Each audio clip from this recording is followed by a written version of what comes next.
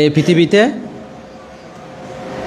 টাকা পয়সা ধন দৌলত এগুলোকে ধন বলা হয়, আর সম্পদ যাদের থাকে তাদেরকে ধনী বলা হয়। কিন্তু আধ্যাত্মিক বা পারমাত্মিক দৃষ্টিকোণ থেকে আর্যধনের কথা বলা হয়েছে। এটা অঙ্গুত্র নিকায়ে সপ্তম নিপাতের মধ্যে আছে। আর ধর্মপদের অট্টকথার মধ্যে একটা কাহিনী আছে, যিনি নিজের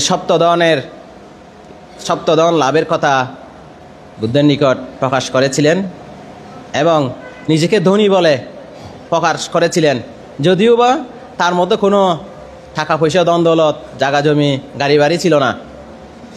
ভগবান বুদ্ধ একসময় যখন রাজগৃহের বেণুবনের কলন্দক নিবাপে অবস্থান করছিলেন, তখন রাজগৃহের মধ্যে সুপ্রবুদ্ধ কুষ্টি নামে একজন ব্যক্তি ছিলেন। অর্থাৎ এই সুপ্রবুদ্ধ নামের ব্যক্তিটি কুষ্ঠরোগে আক্রান্ত। ওনার কুষ্ঠরোগে আক্রান্ত হলেও কুষ্ঠরোগ এত বেশি যে ওনার শরীর থেকে পানি পড়ত এবং আঙ্গুলগুলো খসে পড়ার অবস্থা হয়ে গিয়েছিল। শরীরের কাপড় চোপড় গায়ে দিলেও শরীরের কাপড় চোপড়গুলো ওই পানি, শরীরের কুষ্ঠরোগ থেকে পানি ঝরে পড়ার কারণে শরীর একদম ভিজে যেত। তিনি ভিক্ষা করে জীবিকা নির্বাহ করতেন। এমনকি ভিক্ষা করলেও তিনি ভিক্ষা পর্যন্ত অনেক সময় লাভ করতেন না, অতীত কোনো একটা অকুশলের কারণে। এভাবে তিনি কষ্টকর জীবন যাপন করতেন। তো সে সময় তো ভগবান বুদ্ধ সকালে ভোরে ঘুম থেকে বিশ্রাম থেকে জাগ্রত হয়ে চিন্তা করতেন আজকে কার ধর্মজ্ঞান লাভ হবে। তখন ভগবানের দিব্য জ্ঞানে ধরা পড়ল যে আজকে সুপ্রবুদ্ধ কুষ্টি জ্ঞান লাভ করতে পারবে। তখন সুপ্রবুদ্ধ কুষ্টি চিন্তা করলো, যখন ভিক্ষায় বের হলো, সেদিন বিহারের মধ্যে বিশাল জনসমাগম হয়েছিল। সুপ্রবুদ্ধ তার যখন সকালে ভিক্ষায় বের হলো, তখন বিহারের মধ্যে জনসমাগম দেখে চিন্তা করতে লাগলো আজকে নিশ্চয়ই কোনো বিহারে খাবারের আয়োজন হয়েছে, আর নয়তো এত বিহারের মধ্যে এত জনসমাগম কেন। এভাবে চিন্তা করে তিনি বিহারের মধ্যে গেলেন। যখন বিহারের মধ্যে গেল, সেখানে দেখতে পেল কোনো খাবারের আয়োজন হচ্ছে না, ধর্মদেশনা শুনছে। আমিও একটু ধর্মদেশনা শুনি। তখন সুপ্রবুদ্ধ কুষ্টি পরিষদের এক প্রান্তে বসে ধর্মদেশনা শুনতে লাগলেন। তখন ভগবান বুদ্ধ এই সুপ্রবুদ্ধ কুষ্টিকে দেখতে পেলেন। দেখে সুপ্রবুদ্ধ কুষ্টি যাতে ধর্ম বুঝতে পারে, ধর্ম হৃদয়ঙ্গম করতে পারে, তদ্রূপ মোলায়ম ভাষায় আনুপূর্বিকভাবে দানের কথা, শিলের কথা, ভাবনার কথা, নিষ্কর্মে সুফল, কামের আধীনব, এভাবে পুঙ্খানুপুঙ্খভাবে ধর্মদেশনা করতে লাগলেন। সুপ্রবুদ্ধ কুষ্টি বুদ্ধের ধর্মদেশনা শুনতে শুনতেই তার চিত্ত কোমল নরম ঋজু হয়ে ধর্মগ্রহণের উপযোগী হয়ে উঠল। তখন বুদ্ধ তার আধ্যাত্মিক দেশনা, যার সমস্ত উৎপত্তিধর্মী তৎসমস্ত নিরুদ্ধর্মী, অর্থাৎ এই ত্রিলোকের মধ্যে সব কিছুই অনিত্য, দুঃখ, অনাত্মা হিসেবে বুদ্ধ ব্যাখ্যা করলেন। তখন সুপ্রবুদ্ধ কুষ্টি সৎকায় দৃষ্টি, বিচিকিৎসা, শিলব্যত পরামর্শ, এই তিনটি সংযোজন ধ্বংস করে তিনি শ্রোতাবর্তী মার্গফলে প্রতিষ্ঠিত হলেন। বুদ্ধের সময়ে একটা সিস্টেম ছিল যে কোনো ভিক্ষু ভিক্ষুণী বা উপাসক উপাসিকা যখন মার্গফল লাভ করতেন, তারা বুদ্ধের নিকট গিয়ে সেটা প্রকাশ করতেন। তখন প্রকাশ করলে বুদ্ধ আসলে কি তিনি সত্যি সত্যি মার্গফল লাভ করেছে নাকি মার্গফল লাভ করে নাই, বা কোনো ভ্রমবশত তিনি মার্গফল লাভ করছেন প্রকাশ করছেন, সেটা তিনি ব্যাখ্যা করে দিতেন। হ্যাঁ, তুমি সঠিক মার্গফল লাভ করেছ, বা তুমি মার্গফল লাভ করো নাই, তুমি আরও চেষ্টা করো, চেষ্টা করলে তুমি পারবে, এভাবে প্রকাশ করে দিতেন। তখন সুপ্রবুদ্ধ কুষ্টি চিন্তা করলাম আমি বুদ্ধের নিকট গিয়ে এখন প্রকাশ করব। তখন জনসমাগমের কারণে তিনি যেতে না পারায় একটু দাঁড়িয়েছিলেন। তবু সেই সময়ের মধ্যে দেবরাজ ইন্দ্র চিন্তা করলো আসলে কি সুপ্রবুদ্ধ কুস্তি সঠিক মার্গফল লাভ করেছে, তাকে লাভ করে নাই, আমি তাকে পরীক্ষা করব। তিনি পরীক্ষা করে এসে আকাশের মধ্যে দাঁড়িয়ে সুপ্রবুদ্ধ কুষ্টিকে বলতে লাগলেন, হে সুপ্রবুদ্ধ কুষ্টি, আমি তোমাকে অনেক অনেক সম্পত্তি দেব, অনেক অনেক ধন দেব, শুধু তোমাকে বলতে হবে বুদ্ধ বুদ্ধ নয়, ধর্ম নয়, সঙ্গ নয়। অর্থাৎ বুদ্ধের কোনো গুণ নাই, ধর্মের কোনো গুণ নাই, সঙ্গের কোনো গুণ নাই, সেটা তোমাকে এই পরিষদের মধ্যে বলতে হবে। তখন সুপ্রবুদ্ধ কুষ্টি জিজ্ঞাসা করলেন, তুমি কে? আমি দেবতা।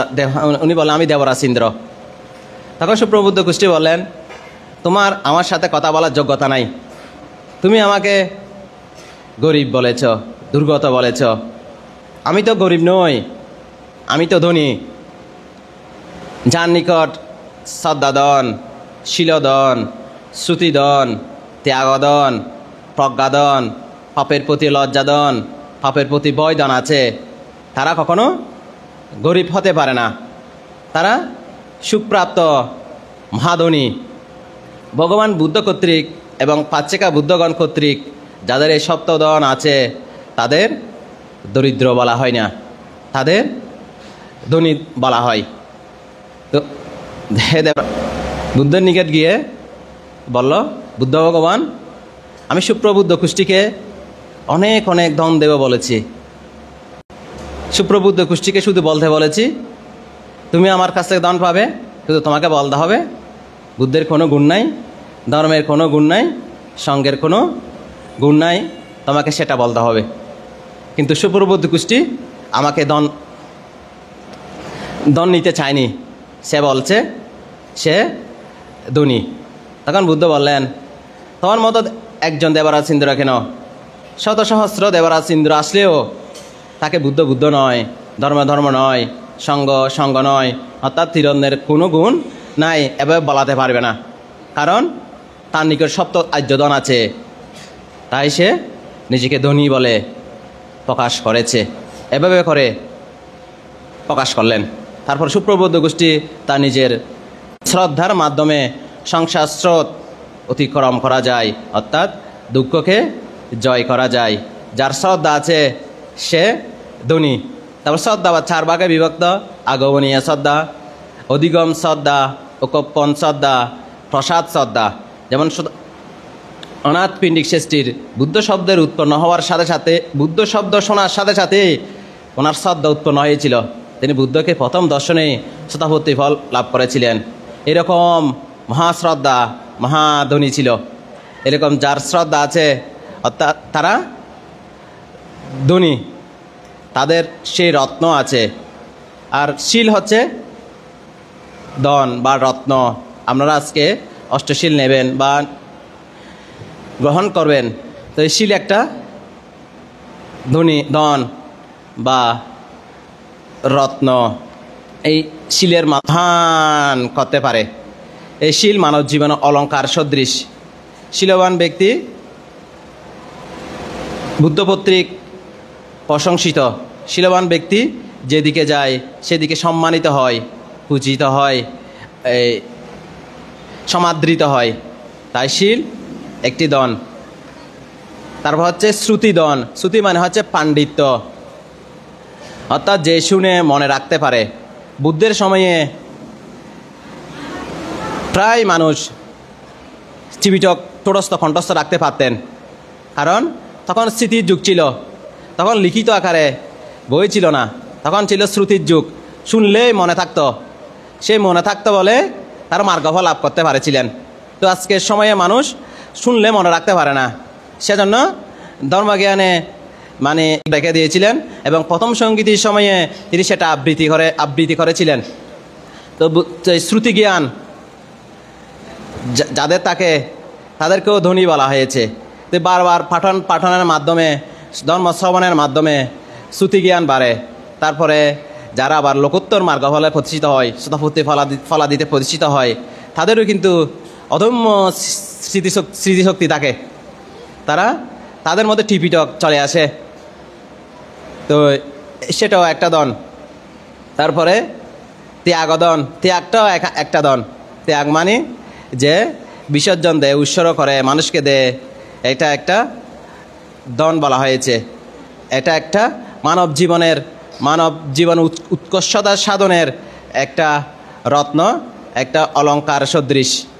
অর্থাৎ ধন সম্পদ যার কাছে থাকে তার কাছে অন্য কারো কাছে কোনো কাছে হাত পাততে হয় না, সে অন্যকে আরও উল্টো দিতে পারে। সেজন্য এই ধনগুলো যাদের থাকে তারা অন্যকেও তার ধন অংশীদার করতে পারে, কারো কাছে হাত পাততে হয় না, নিজের মতো করে নিজেরাই তারা ধর্মজ্ঞানে সমৃদ্ধ হতে পারে আর কি। তো আরেকটা হচ্ছে লজ্জাধন, পাপের প্রতি যারা লজ্জা পায়, পাপ করতে যারা লজ্জাবোধ করে, তাদেরকে সেটাও একটা রত্ন। তারা পাপের প্রতি মানুষ লজ্জাবোধ করে না বলে পাপ কর্মে লিপ্ত হয়ে থাকে, আর লজ্জাবোধের কারণে তারা পাপ কর্মে লিপ্ত হয় না। আর হচ্ছে পাপের প্রতি ভয়, যারা পাপকে ভয় করে, পাপকে ঘৃণা করে, তারা আর অকুশল কর্মে, পাপ আদি খারাপ কর্মে তারা লিপ্ত হয় না। 7 নাম্বারটা হচ্ছে প্রজ্ঞা একটা ধন। তো এখানে প্রজ্ঞা হচ্ছে প্রকৃষ্ট জ্ঞান, যেটা যেরকম সেটাকে ঠিকভাবে দর্শন করা। প্রজ্ঞার অপর নাম হচ্ছে অমোহ, অর্থাৎ কোনো বিষয়ের প্রতি তার মানে অজ্ঞানতা বা লিপ্সা সেটা নাই, সেটা হচ্ছে প্রজ্ঞা। আর সম্যক দৃষ্টি, সম্যক সংকল্প, আর্যাষ্টাঙ্গিক মার্গের মধ্যে এই 2টি স্কন্ধ হচ্ছে প্রজ্ঞা। আর সপ্তবুদ্ধাঙ্গের মধ্যে ধর্মবিচয় বুদ্ধঙ্গ হচ্ছে প্রজ্ঞা চৈতসিক, এবং পঞ্চেন্দ্রিয়ের মধ্যে প্রজ্ঞা ইন্দ্রিয়, পঞ্চবলের মধ্যে প্রজ্ঞা বল। এই সপ্ত বুদ্ধি প্রক্রিয়া ধর্ম, অর্থাৎ বুদ্ধিজ্ঞান লাভের 7টি বিষয়ের মধ্যে প্রজ্ঞা 14 বার ধরা হয়েছে। তাই নির্বাণ লাভের জন্য বা দুঃখ থেকে মুক্তি লাভের জন্য বা তৃষ্ণা ক্ষয়ের জন্য প্রজ্ঞা খুবই গুরুত্বপূর্ণ, এবং প্রজ্ঞার ব্যাপকতা আছে। তো এই প্রজ্ঞা যাদের আছে তাদের ধনী বলা হয়েছে। সুতরাং এই সপ্ত আর্যধন যাদের আছে তারা ধনী। তো এই সপ্ত আর্যধন প্রতিটি মানুষের টাকা চাই, ধনী হওয়া চাই। এই গরিব কোনো ক্ষেত্রে সুখী নয়। তো ধনের দ্বারাই ধনী এবং মনের দ্বারাইও ধনী। যেমন ধরুন একটি নদীর পানি যখন গোলা হয়, নদীর তলদেশে কী আছে সেটা আমরা দেখতে পারি না। তো পানি যখন নির্মল পরিষ্কার বিশুদ্ধ হয়ে যায়, তখন পানির মধ্যে, নদীর মধ্যে যে পানির তলদেশে যে মণি আছে, মুক্ত আছে, সেটা আমরা দেখতে পারি। তদ্রূপ মনের ময়লা যখন পরিষ্কার হয়ে মন যখন ধনী হয়ে ওঠে, তখন এই পানির মধ্যে, এই বুদ্ধের শাসনের মধ্যে শিলধন, এই শিলরত্ন, সমাধিরত্ন, এই মনকে ধনী করার জন্য, এই মনকে উত্তর শ্রীবৃদ্ধি করার জন্য, ধনী হওয়ার জন্য বা নির্বাণ লাভের জন্য এই সপ্ত আর্যধন খুবই গুরুত্বপূর্ণ। এবং সপ্ত আর্যধন যা থাকে অবশ্যই তিনি একজন সমৃদ্ধ ব্যক্তিত্ব। আমি ধর্মদেশনার প্রারম্ভে যে কথাটি বলেছি সেখানে বলা হচ্ছে এই পৃথিবী একা যিনি করণ শাসন, অর্থাৎ কেউ যদি চক্রবর্তী রাজা হয় বা সমগ্র পৃথিবীর রাজা হয়, সাগ্গাসা গামারে নাবা, অর্থাৎ তিনি যদি স্বর্গের দেবরাজ ইন্দ্র যদি হন, তারপর হচ্ছে সমস্ত পাতব্যা এগারাজ্যে না সাগ্গাসা গামানে নাবা সাব্বা লোক আদি পাচ্ছে না, সকল পৃথিবীর মধ্যে তিনি যে অধিপত্য করেন, তিনি যে প্রভাব বিস্তার করেন, সকল পৃথিবীর মানে সমস্ত সম্পত্তির যদিও তিনি মালিক হন, তিনি কখনো এই সম্পত্তি কখনো শ্রোতাপত্তি ফলের সমান হবে না। অর্থাৎ এই সম্পত্তি থাকলেও তিনি চারি অপায় থেকে মুক্ত নয়। এই শ্রোতাপত্তি যিনি লাভ করেন তিনি চারি অপায় থেকে তিনি মুক্ত, তার জন্ম নির্দিষ্ট হয়ে যায়, তিনি সর্বোচ্চ 7 জন্মের মধ্যে তিনি নির্বাণ লাভে সক্ষম হন। তো এই সমস্ত পৃথিবীর অধিপতির চেয়ে একজন শ্রোতাপত্তি ফল লাভী তিনি ধনী বলা হয়েছে। তো বুদ্ধ একসময় যখন নদী পার হচ্ছিলেন, তখন হাতের কোষের মধ্যে একটু করে পানি নিলেন, এখন ভিক্ষু সংঘকে বললেন, ভিক্ষুগণ আমার হাতের কুশের পানি বেশি নাকি এই চারি সমুদ্রে জল বেশি? বুদ্ধ ভগবান ভিক্ষুগণ বললেন, বুদ্ধ ভগবান এই হাতের জলের সাথে তো এই চারি সমুদ্রের জল তুলনা করা যায় না। তখন বুদ্ধ বললেন, ভিক্ষুগণ যিনি শতাব্দী ফল লাভ করেছেন, আমার হাতের পরিমাণ যে জল দেখতেছ এই পরিমাণ তার আর দুঃখ অবশিষ্ট আছে, আর চারি সমুদ্রের জলের মতো তার দুঃখ ক্ষয় প্রাপ্ত হয়েছে। সুতরাং পৃথিবীর রাজা হওয়ার চাইতেও, পৃথিবীর আধিপত্য হওয়ার চাইতেও, দেবলোকের আধিপত্য হওয়ার চাইতেও শতাব্দী ফল লাভই শ্রেষ্ঠ বলেছেন। সেজন্য সুপ্রবুদ্ধ কুষ্টি বলেছিলেন, আমি সুখপ্রাপ্ত মহাধনী, আমি দরিদ্র নয়। তো আমরা অষ্টশীল গ্রহণ করেছেন, আপনাদের শ্রদ্ধা আছে বলে বিহারে এসেছেন। তো সুতরাং আপনারা লৌকিকভাবেও ধনী, আর যদি আপনারা ভবিষ্যতে লোকোত্তর ফলে প্রতিষ্ঠিত হতে পারেন, আপনারা পারমাত্মিকভাবে ধনী। সুতরাং সবাই পারমাত্মিক ধনী হওয়ার চেষ্টা করবেন। তো এই বুদ্ধ উৎপত্তি হয়েছে, এখন ওই ধনী হওয়ার সময় সকলের ধনী হন, সকলে আর্যধন লাভের হেতু হোক, কোন এক সময় নির্বাণ লাভের হেতু হোক।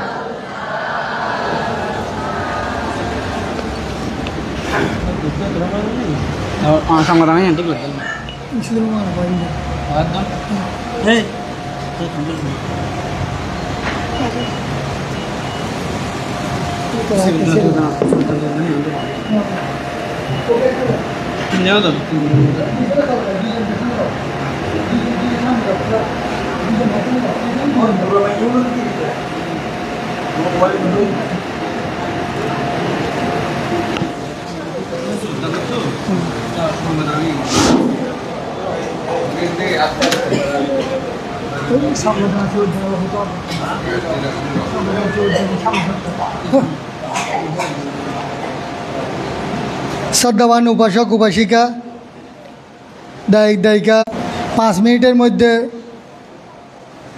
শুভেচ্ছা ও বক্তব্য প্রদান করার জন্য আমি বিনীতভাবে আহ্বান জানাচ্ছি। শুভ প্রবরণা ও কঠিন জীবন দান উদযাপন পরিষদের প্রধান সমন্বয়কারী এবং বিহার উন্নয়ন কমিটির সম্মানিত উপদেষ্টা, অত্র বিহারের সম্মানিত দায়ক, অবসরপ্রাপ্ত পুলিশ কর্মকর্তা, বিশিষ্ট সমাজসেবক বাবু সুদুলকান্তি বড়ুয়া মহোদয়কে আমি 5 মিনিটের মধ্যে শুভেচ্ছা বক্তব্য প্রদান করার জন্য অনুরোধ জানাচ্ছি। সঙ্গে তারা নিমন্ত্রণ করেন নেওয়া তো আবারও হন না, আর কার সময় নেই তো আদেশ।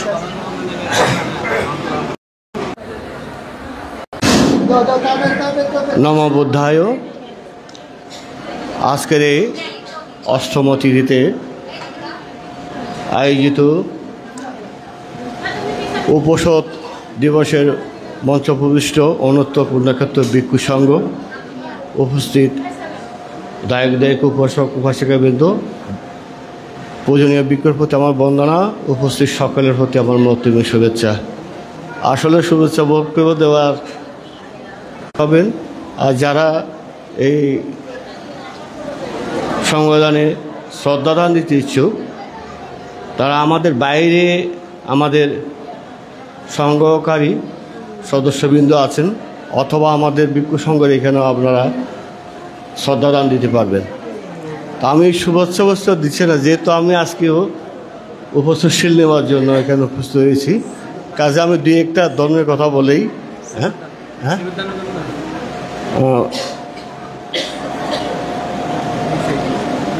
আচ্ছা, 22 তারিখের সংবিধান এবং আগামী 6 অক্টোবর প্রবরণা পূর্ণিমা, আগামী এখানে কঠিন শিবদান হয়ে আসছে, এটা নির্ধারিত। তা আপনাদের সবাইকে কঠিন শিবদান উপস্থিত থাকার জন্য আহ্বান জানাচ্ছি। আমি যেহেতু আজকে আমরা আসলে এখানে উপসদ বা অষ্টশীল নেওয়ার জন্য এখানে সমবেত হয়েছি, তা আমি দু একটা ধর্মের কথা বললেই আমার শুভেচ্ছা বক্তব্য বলেন আমি সমাপ্ত করব।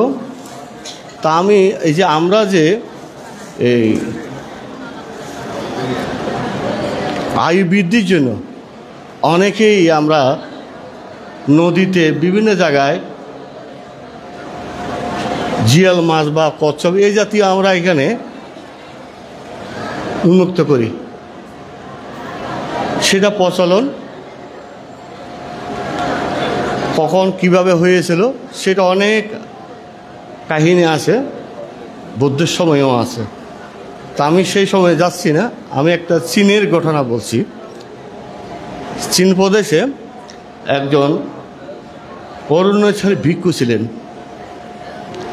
উনি যখন বিভিন্ন জায়গায় পিণ্ড চরণ করে পিণ্ড গ্রহণ করেন, আর পিণ্ড যখন ভোজন করবেন, এমন সময় উনি দিব্য চোখে দেখতে পেলেন ওই আমরা যারা যে জিয়াল মাছ নদীতে যে ছাড়লাম, ঠিক একটা মাছ উনি লাভ করেছেন।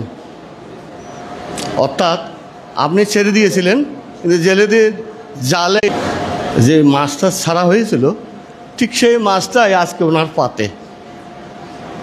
উনি চিন্তা এখন করলেন যে এইভাবে যদি হয়, আর এটাতে পরিত্রাণ পাওয়ার কী উপায় আছে। উনি কী করলেন, পর্বতে একটা পুকুর খনন শুরু করলেন। একজন ভিক্ষুর আর্থিক অবস্থা কীরকম সেটা আপনারা জানেন। বিভিন্ন জায়গার থেকে অর্থ সংগ্রহ করে উনি পুকুর খনন শুরু করে দিলেন। তা আমাদের মতো অনেকেই আছি, আমরা তখন তাকে পাগলা ভিক্ষু হিসাবেই আখ্যায়িত করেছি। অর্থাৎ এত পাহাড় চূড়াতে যদি পুকুর খনন করে, ওখানে পানি পাবে কোথায়, ওখানে এবার মাছ করবে কোথায়। তো যারা পুকুর করতেছিলেন, পুকুর খনন করতেছিলেন, পুকুর খননের বিশ্রামের সময় উনি ছোট ছোট দেশনা দিতেন। এই দেশনার কিছু অংশ আমি বলছি, সেটা হচ্ছে অর্থাৎ পুকুর খনন হইল, সে বলছে যে এই আজকে যে আমি বললাম, এখন যে বললাম, ওই যে এখানে উনি পিণ্ডতে মাছ লাভ করেছেন, এটা তো আরেকজনে আয়ু বৃদ্ধির জন্য উনি উন্মুক্ত করেছিলেন। সেই বিষয়টা সে নিয়ে প্রথম দিন বললেন। তো বিভিন্ন জায়গার থেকে যে আহার সংগ্রহ কিছু অংশ উনি ওনাদেরকেও আবার দিতেন খাওয়ার জন্য। তো এই ব্যক্তিরা আয়ু বৃদ্ধির জন্য মাছ বা এই প্রজাতির মৎস্য প্রজাতির যারা উন্মুক্ত করবেন, তারা যেন ওই পুকুরে উন্মুক্ত করে। অর্থাৎ ওই পুকুরের সীমাবদ্ধতার মধ্যে যদি মাছটা সংরক্ষিত হয়, তাহলে আপনি যে উদ্দেশ্যে মাছটা উন্মুক্ত করেছিলেন সেটা আপনার সফলতা আসবে। এইভাবে এখন সফলতা আসতে গিয়ে আরেকটা জিনিস হচ্ছে, মাছের প্রজনন বৃদ্ধি পেয়েছে, মাছের প্রজনন বৃদ্ধি পেয়েছে।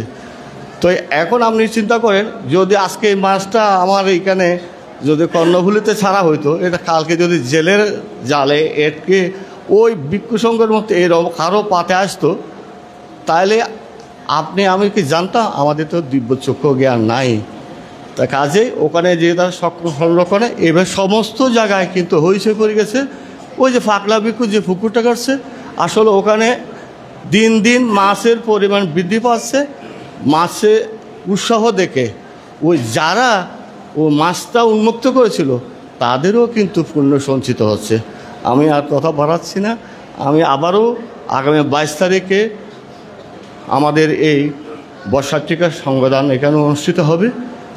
আপনারা সবাই অংশগ্রহণ করবেন এবং যারা শ্রদ্ধাদান দিতে ইচ্ছুক তারা শ্রদ্ধাদান দিবেন। আগামী 10ই অক্টোবর কঠিন জীবদান অনুষ্ঠিত হবে, সেটা অগ্রিম আমন্ত্রণ জানিয়ে ভিক্ষু সঙ্গীকে আমার বন্দনা জানিয়ে উপস্থিত সকলকে আমার মৈত্রীর শুভেচ্ছা জানিয়ে আমার বক্তব্য শেষ করছি। জগতের সকল প্রাণী সুখী হোক।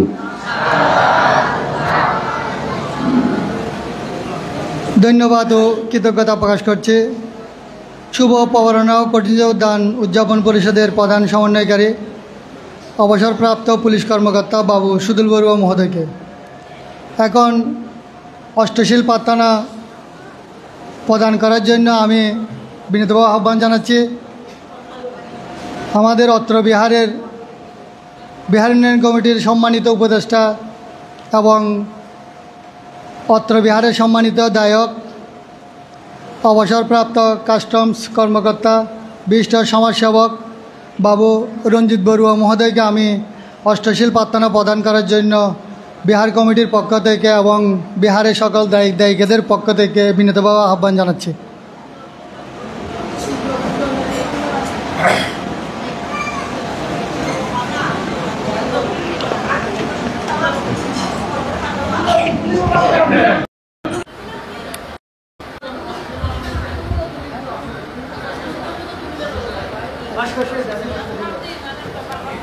দাঁড়ান। সকলে একটু দাঁড়ান। আমরা এখন সমবেত যে পূজাটা তোলা হয় সেটা আমরা এখন তুলব। সাধু সাধু সাধু বুদ্ধির শরণাগত নর না যায় নরলোক পরিহরি দেবলোক পায় ধর্মের শরণাগত নরকে নাগত নরকে না যায় নরলোক পরিহরি দেবলোক এ বন্দনায় এই পূজা এই জ্ঞান প্রবায় সর্বতৃষ্ণা সর্বদুঃখ কইচেন পায় সর্বতৃষ্ণা সর্বদুঃখ কইচেন পায় সর্বতৃষ্ণা সর্বদুঃখ কইচেন পায় সাধু।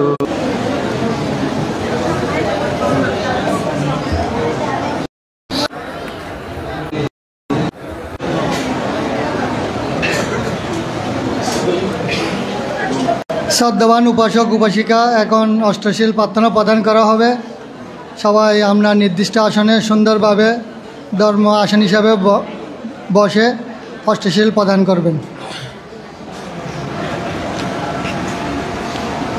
নমো তস্যা ভগবতো অরহতো সম্মা সম্বুদ্ধস্যা নমো তস্যা ভগবতো অরহতো সম্মা সম্বুদ্ধস্যা নমো তস্যা ভগবতো অরহতো সম্মা সম্বুদ্ধস্যা বুদ্ধাং বন্দামি ধাম্মাং বন্দামি সাঙ্গাং বন্দামি আহাং বন্দামি সর্বদা ধূতি বুদ্ধাং বন্দামি ধাম্মাং বন্দামি সাঙ্গাং বন্দামি আহাং বন্দামি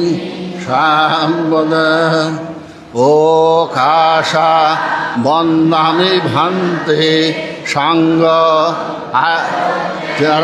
কতাং সভ্যাং অপরাধাং ক্ষমাতু মে ভান্তে ধূতিয়ম্পি বন্দামি ভান্তে দারত্তেন কতাং সভ্যাং অপরাধাং ক্ষমাতু মে ভান্তে সঙ্গ ধাতিয়ম্পি বন্দামি ভান্তে সঙ্গ ধারত্তেন কতাং সভ্যাং অপরাধং ক্ষমাতু মে ভান্তে সঙ্গ ও কাশা আহং ভান্তে ধীশরণেন সাহা আট্টাঙ্গা সম্পন্নগাতা উপশতশীলাং ধাম্মাং याचामि अनुग्रहं कृत्वा शिलां देता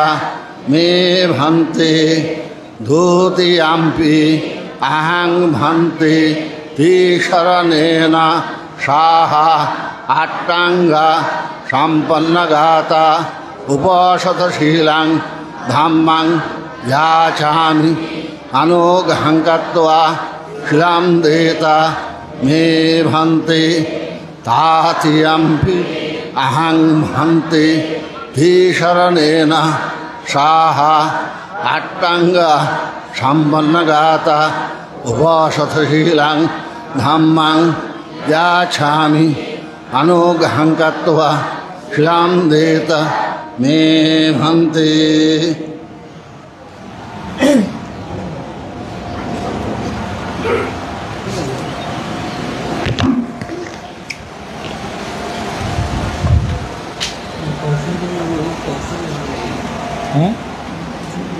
स्टेशन ले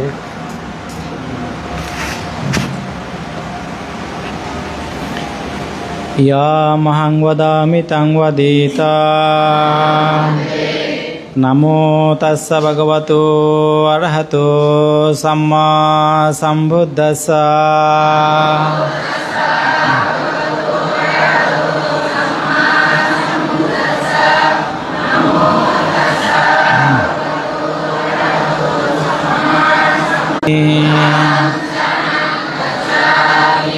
धम्मं शरणं गच्छामि संघं शरणं गच्छामि द्वितीयम्पि बुद्धं शरणं गच्छामि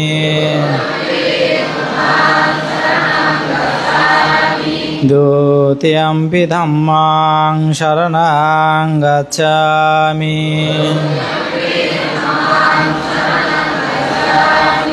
द्वितीयम्पि संघं शरणं गच्छामि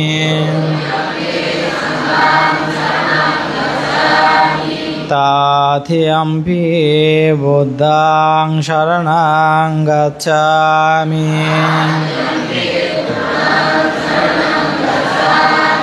तृतीयम्पि धम्मं शरणं गच्छामि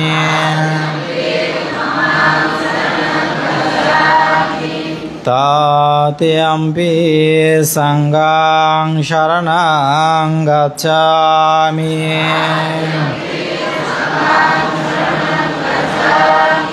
तिसरणागमनसम्पन्ना पानातिपाता वैरमणि सिक्खावदं समाधियामि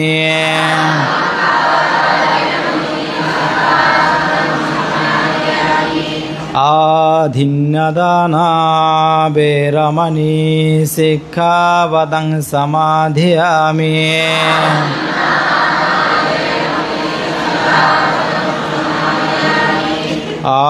ब्रह्मचर्या वैरमणि सिक्खावदं समाधियामि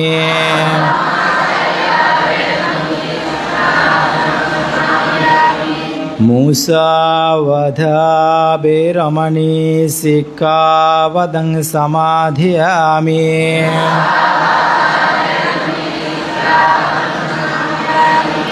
सूरामेर्या मज्जपमा डट्टाना वैरमणि सिक्खावदं समाधियामि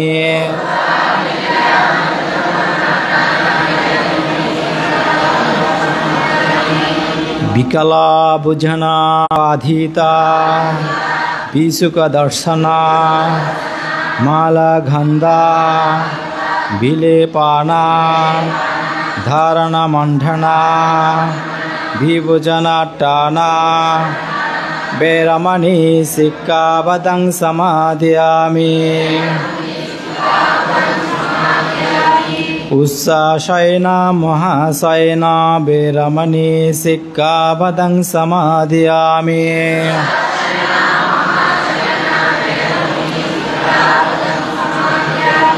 साधु साधु साधु इमां तिसरणं अट्टाङ्गा समनगता उपसप्तशीलं धम्मं साधुकं सुरक्षितं कृत्वा अपमाधिना शीलं सम्पदेत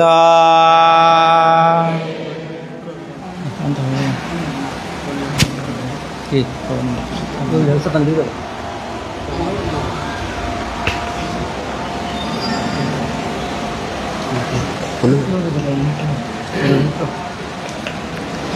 नमो तस्स भगवतो अरहतो सम्मा सम्बुद्धस्स नमो तस्स भगवतो अरहतो सम्मा सम्बुद्धस्स नमो तस्स भगवतो अरहतो सम्मा सम्बुद्धस्स या सानुभवतो यकनिबदसन्ति विंशनां यम्मिहि सबानुजन्तो रात्रिन्दिवा मतन्दितो शोकं सुपतिसुतु स पापं किञ्चि न पच्यते एवमादिभूते शान्तिन्द्रियो सनिवकोशायापगम्बो कुलेषु यनानुगिद्धो न स कुद्धं समासारे किञ्चियेनाभियोपरे उपवदेवं सुखिनो वाक्यमेनो हन्तो सभ्य सत्ता भवन्तु सुखितत्ता एकेसि पानभूताते तासवता वरावाय अनावशेषा दिगवाये महन्तवा मज्जिमार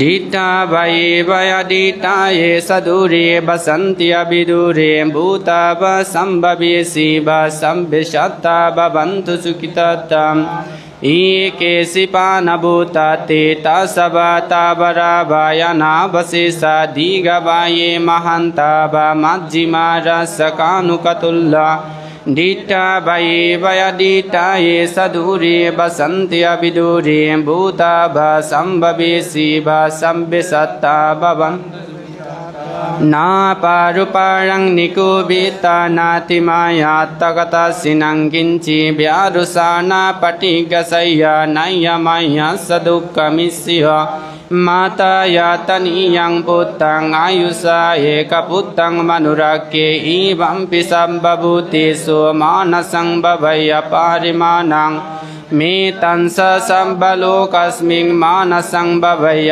पारिमाणं उद्धं अदुसतिरियं च यसम्पादं अभिरमस तीर्थंचार निसिन्नो वा शय्यनो वा यावतस्य विगतमिद्धो एतं सत्तिं अदित्या ब्रह्ममेतं विहारमिदमाहो दीतिं च यनुपगम्मा शीलवदर्शनेन सम्पन्नो कामेषु विनायुगिदं नहि जातो गव्यसेयं पुनरिति एतेन सस्सवज्जेन सुत्थिते हुतु सम्पदा एतेन सस्सवज्जेन सर्वदुःखविनश्यतु एतेन सस्सवज्जेन हुतु ते जयमङ्गलं सब्बितियो विभज्यन्तु सर्वरोगविनश्यतु माते भवतु अन्तरायो सुखी दीर्घायुको भवतु सर्वमङ्गलं सर्वबुद्धानुभावेन सदा शुद्धे भवन्तु ते भवतु सर्वमङ्गलं रक्षन्तु सम्पदीवता सर्वधर्मानुभावेन सदा शुद्धे भवन्तु ते भवतु सर्वमङ्गलं रक्षन्तु सम्पदीवता सर्वसङ्गानुभावेन सदा शुद्धिं भवन्तु ते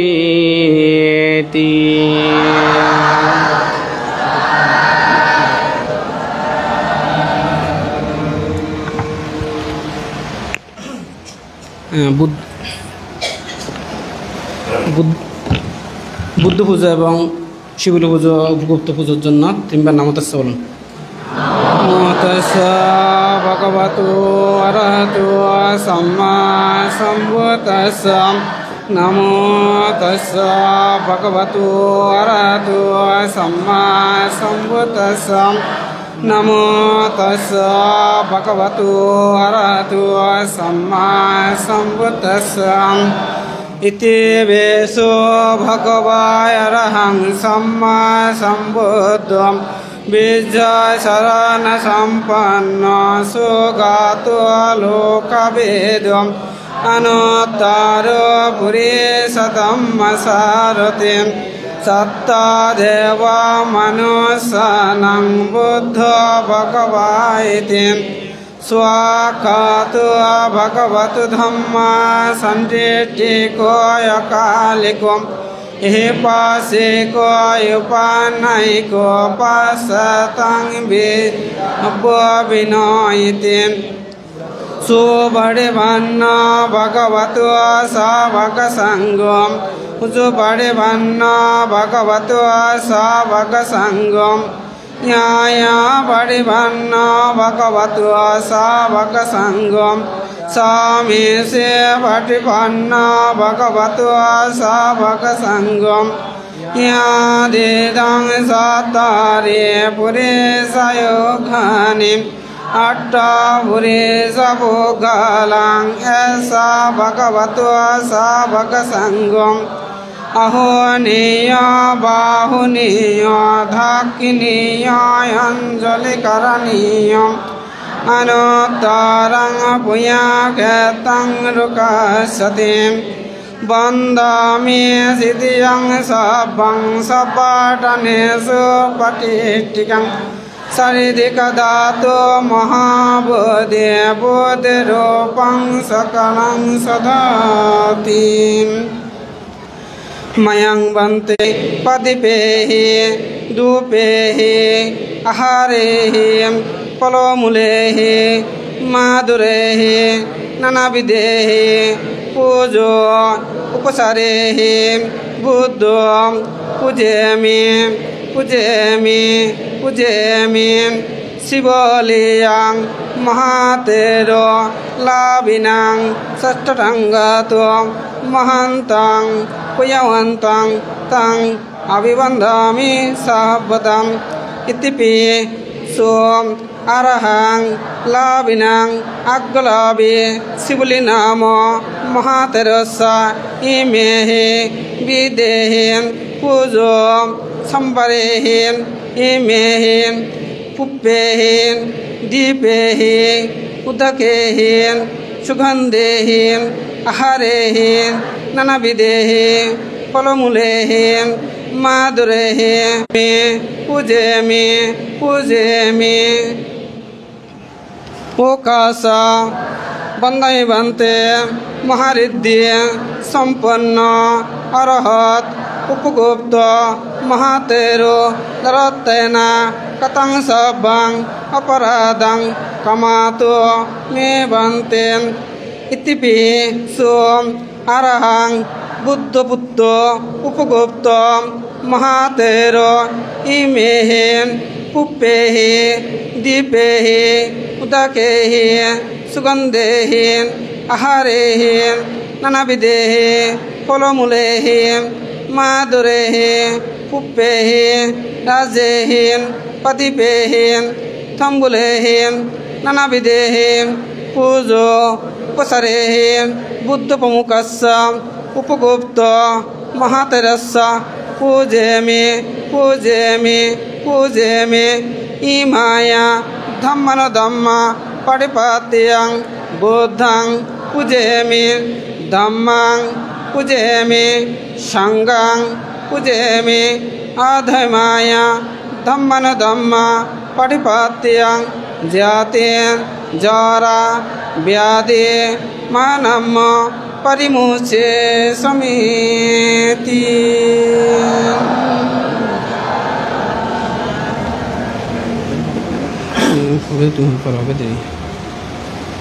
जलस्वर करन ईधम्येयतिनां हतो सुखितहन्तो यातयम् ईधम्येयतिनां हतो सुखितहन्तो यातयम् ईधम्येयतिनां हतो सुखितहन्तो यातयम् उन्नामे युतकं भट्टां एतादिन्नं पवासदिन् एवमेव इतो दिन्नं पेतानं उपकापतिम् एतावारे बहापुरं परिपुरन्ते सागरम् एवमेव इतो दिन्नं पेतानं उपकापतिम् यथावता सायम्येः सम्पदं पुण्यसम्पदं सभ्ये देवा सभ्ये सतेत्वा श्रीरकान्तो बुद्धशासनं श्रीरकान्तो बुद्धदेशनं श्रीरकान्तो मं परं इमेन पुण्यकाम्येन नामे बाला समागमो ततं समागमो होतु एव निब्बानपात्यं इदाम्य पूयं आसवक्षयवहन् होतु इदं निपनस्स पस्य होतु इमेन पुण्यकामेन सब्बे सत्ता